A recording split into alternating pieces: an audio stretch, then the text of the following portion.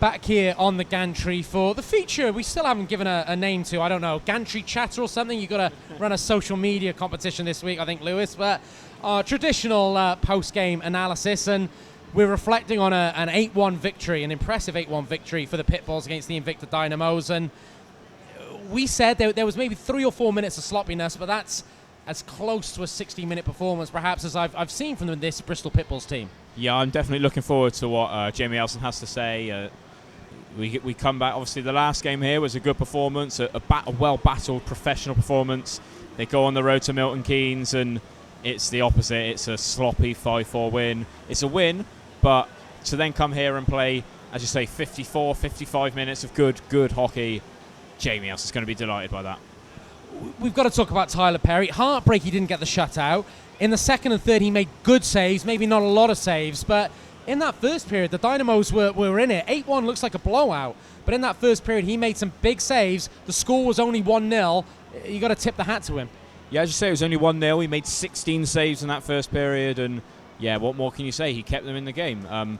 Okay, I don't know how many of those 16 saves he made were grade A chances, but these came in the second and the third periods where there was a couple of chances through one-on-one, and he's made good saves. And he's done almost all he can. Like, he's beaten by a puck that's just snuck in off the inside of his skate blade, and there's not a lot you can do about it.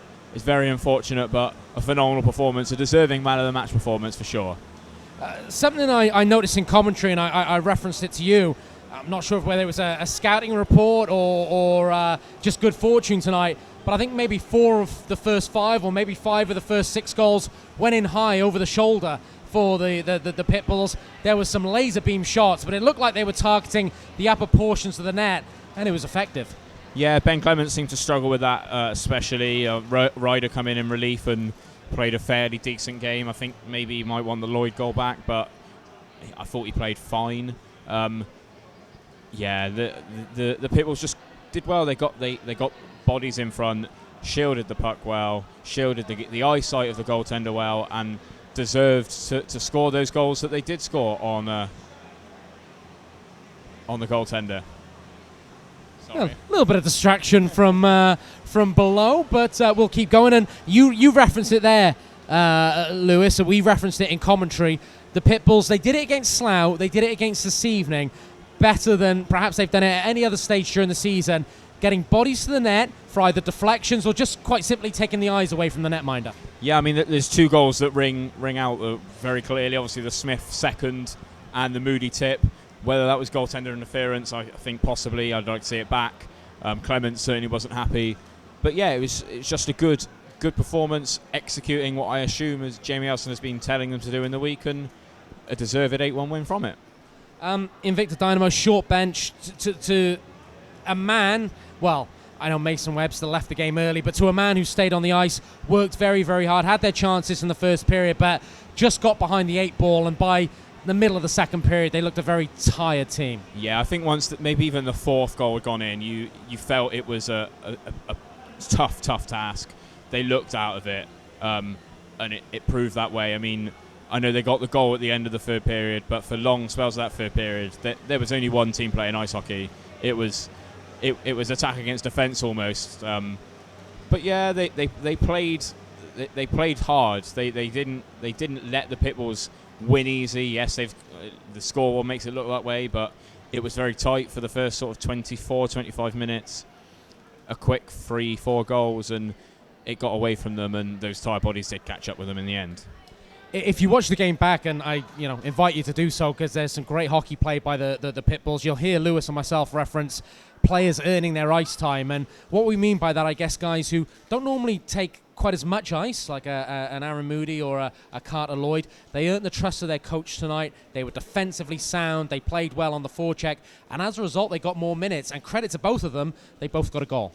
Yeah, and they both played very well. Carter Lloyd especially, he's spent a fair amount of time with Carter Fire this season. Missed a couple of games where he could have played up for the Pitbulls to play for the Fire. Quite often short bench when they go away. So coming home to play in Bristol, putting in a good performance, it's only going to improve his stock here. And as you say, Jamie Elson gave him that extra ice time in the third period, and he played well when he was given it. In the NHL, once you get past the All-Star game, you start talking about teams starting to play playoff hockey, both for seeding and position, but just getting into that groove of playing playoff hockey. I get the sense that's almost, in a slightly smaller version, that's what the Bristol Pitbulls are doing right now. They've suddenly discovered how to do the simple things right, how to clear their net, how to box out. They're marrying that with the speed and the skill that we've seen all season, and right now they're playing good playoff hockey. Yeah, they absolutely are. They're not only, obviously, they conceded one tonight, making themselves tough to score against, but running up 8 on the opposition, a team that they're going to be competing with in that sort of second to sixth spot in the league. You look at it, and maybe a couple of weeks ago, maybe after that Chelmsford defeat, you sat there and thought, okay, well, Streatham are going to finish first, Chelmsford might take second, maybe the best bet's third, but that third, fourth, fifth, sixth is going to be the 2 tough games. So if the Pitbulls can keep this run going, that's 4 in a row now, get into that second place where they're playing maybe the Raiders, maybe the Stars. Good teams, but they're certainly level below your Sloughs, your Solents. You don't want to be playing Solent in the playoffs. You don't want to be going down to Solent in the playoffs. You don't really want to be playing Chelmsford or Invicta. So, yeah, that second place could be huge. If you're playing Oxford, say, it's not a long away trip. It's a rink that some of these players know very well. They've spent a lot of time playing there. And then you're coming home against teams that you have really good performances against, really forced the puck home against them and beaten them fairly convincingly at times. So they'd be very hard pushing for that second spot now. Just 2 final quick-fire questions, because you've earned your money listening to me droll on all night. Touch upon Sam Smith quickly, just because he scored that coast-to-coast goal, and you always love a coast-to-coast goal. Swindon's loss, or Swindon's decision not to use him, is very much our game and the Pitbulls. He looks at home out there. He takes a lot of minutes. He can play power play. He can kill penalties. The more we see of Sam Smith, the more he becomes a favourite as a Bristol Pitbull. Yeah, and it must be frustrating for him. I was at the Swindon game against Peterborough on Saturday. Him and Josh Shaw were both in the lineup, and I think at most they played a shift each. I really don't see the benefit when, the Pitbulls didn't play on Saturday, but I don't see the benefit in them sitting on the bench. Obviously, Ollie Endicott's not here tonight. I don't know if he's playing for Swindon or the Bees. No Aaron Nell last night for Swindon, who's obviously a big miss. I was surprised to see Josh Shaw here, if I'm honest. I thought he would have played up. But yeah, Bristol's game for sure. Those two, especially in the first sort of 30 minutes, were the standout players. Josh Shaw's goal, phenomenal. Sam Smith, just so steady on the defensive line tonight. Sometimes he's been maybe a bit... The decision-making's not been there. Tonight he was excellent. Deserved his 2 goals. And yeah, the coast-to-coast goal. You love to see goals like that. And just a very solid performance from Sam Smith. I'm sure Lewis will be chomping at the bit to get that out on the Bristol Pitbulls Twitter this week. Look out for it. Just final question, Lewis. We've got to touch on the milestone, guys.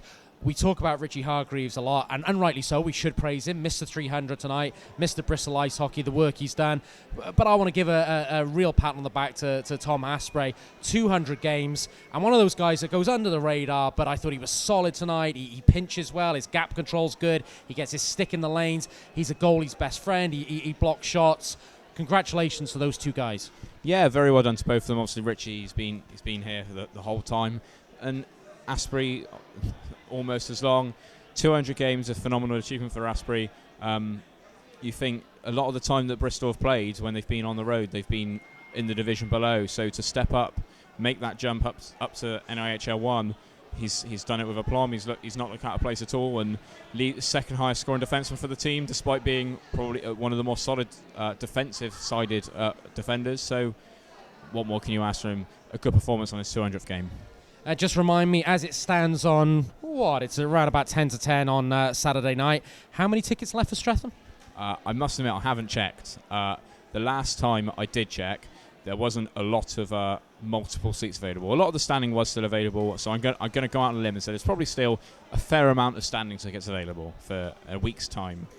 Get your ticket. It is the hottest ticket in town in Bristol, and that Streatham game will be a big one. The Pitbulls finally challenging themselves at home against the best team in the league. We hope you can join us on EFTA Sports for that. We hope you've enjoyed our coverage tonight, and as ever, I like to thank my colleague Lewis Hatton. I'm John Donovan, and we hope you'll join us for more Bristol Pitbulls coverage on all of our channels during the week.